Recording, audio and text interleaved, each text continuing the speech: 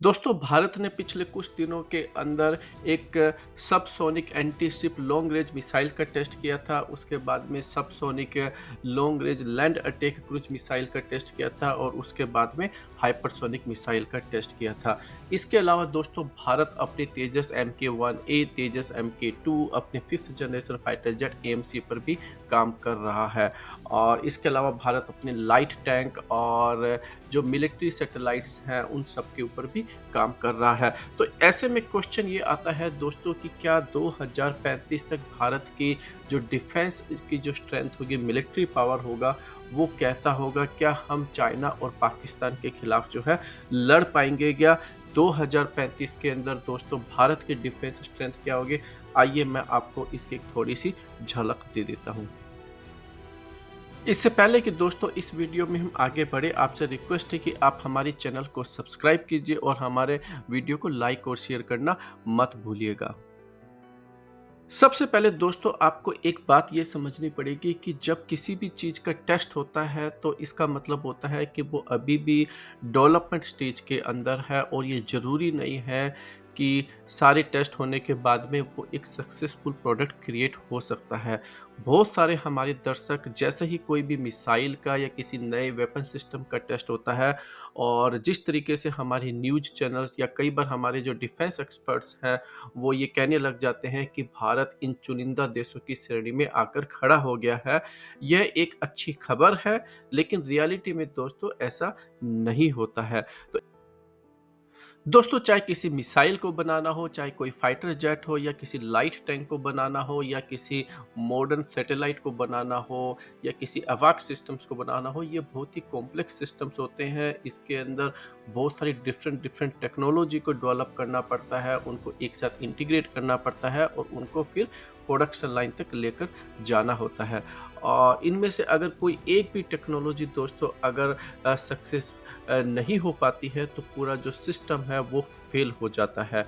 और आपको ये नहीं भूलना चाहिए कि जैसे कि हमने निर्भय जो क्रूज मिसाइल है उसको आज से 15 साल पहले जो दोस्तों सॉर्ट ऑफ उससे भी पहले जो है उसको बनाना स्टार्ट किया था और उसको टेस्ट किया था।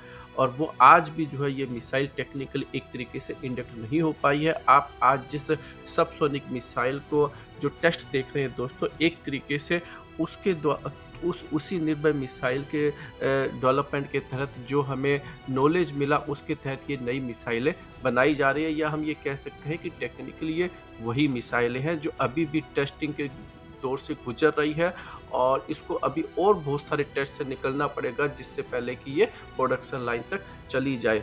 और इसी तरीके से आप चाहे हमारा तेजस MK1A फाइटर जेट ही क्यों ना हो दोस्तों, ये 1980s के अंदर बनना स्टार्ट हुआ था। और इसी तरीके से जब हम लाइट टैंक की बात कर रहे हैं जो कि 2020 के अंदर चाइना के साथ में गलवान इंसिडेंट के बाद में हमारी रिक्वायरमेंट के हिसाब से डेवलप करना स्टार्ट हुआ, तो इसको अभी बहुत सारे टेस्ट से निकलने की ज़रूरत पड़ेगी। आप इस तरीके से समझिए दोस्तों, हमने अर्जुन टैंक को भी डेवलप किया था, लेकिन जो हमारी आर्मी है वो 240 टैंक के बाद में इसके और ऑर्डर जो है प्लेस नहीं किया है अभी तक। तो इससे ये पता चलता है कि दोस्तों अगर किसी भी वेपन सिस्टम का अगर टेस्ट होता है तो ये ज़रूरी नहीं है कि वो फिनिश प्रोडक्ट तक जो है कन्वर्ट हो पाए और प्रोडक्शन लाइन में चली जाए। इसलिए दोस्तों चाहे वो लाइट टैंक हो, तेजस MK2 हो या AMC जैसे फाइटर जेट हो या फिर हाइपरसोनिक मिसाइल हो, इन सब को अभी दोस्तों और एटलीस्ट 8 से 10 साल चाहिए इनको फिनिश प्रोडक्ट तक पहुंचने के लिए।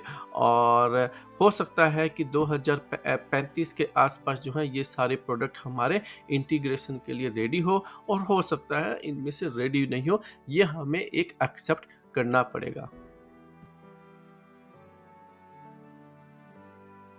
और अब बात करते हैं दोस्तों एयरफोर्स की। देखिए, हमें लगता है कि भारत के पास में अगले 5 सालों के अंदर कोई भी फिफ्थ जनरेशन का फाइटर जेट नहीं होगा, क्योंकि भारत ने अभी तक किसी भी फिफ्थ जनरेशन फाइटर जेट को शॉर्टलिस्ट नहीं किया है।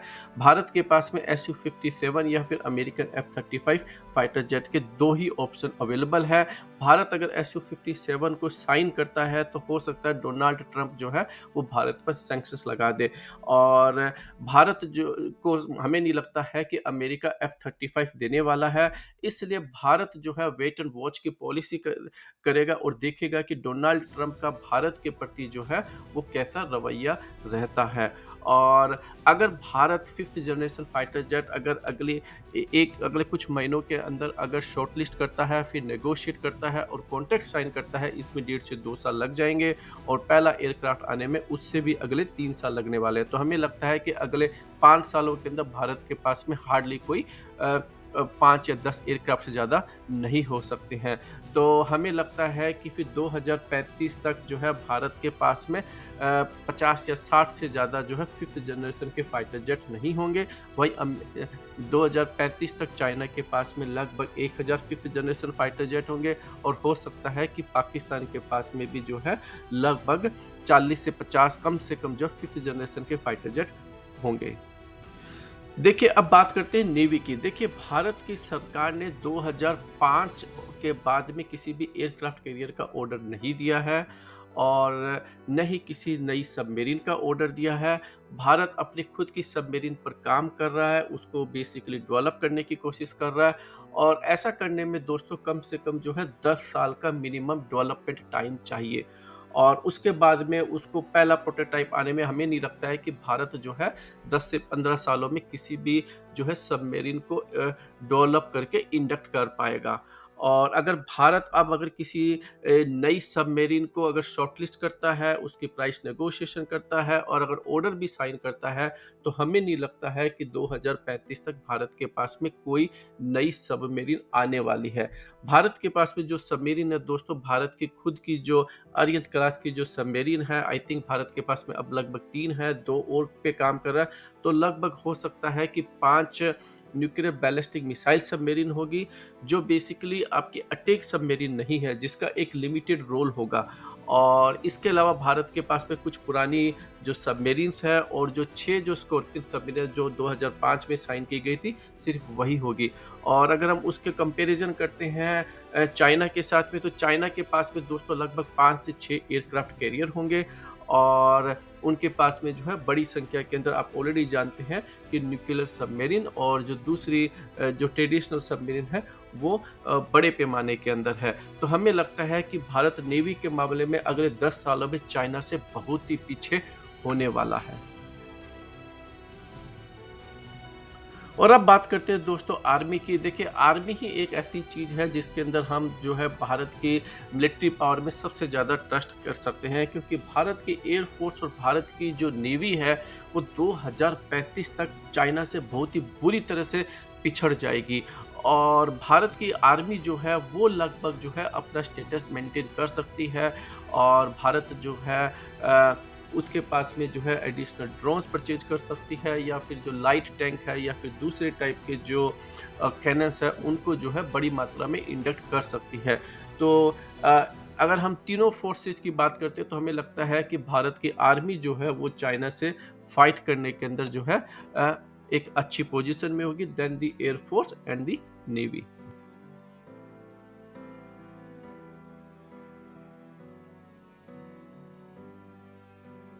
हम सभी जानते हैं कि भारत की नेवी और एयर फोर्स 2035 तक जो है अपने बुरे दौर से गुजर रही होगी और ऐसी सिचुएशन में दोस्तों अगर कोई नई गलवान जैसी इंसिडेंट हो जाए या फिर और कोई पाकिस्तान जैसी कंट्री फिर से पुलवामा जैसा कोई अटैक कर दे, तो कोई बड़ी जो है इसमें सरप्राइज वाली बात नहीं होगी, क्योंकि दुश्मन को दोस्तों आपकी कमी का पता है।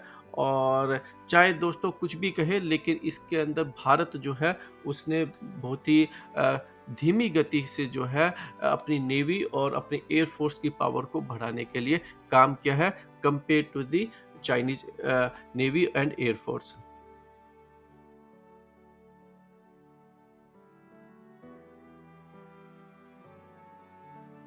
दोस्तों हमारे चैनल को सब्सक्राइब कीजिए और अपनी ओपिनियन कमेंट सेक्शन में जरूर बताइए।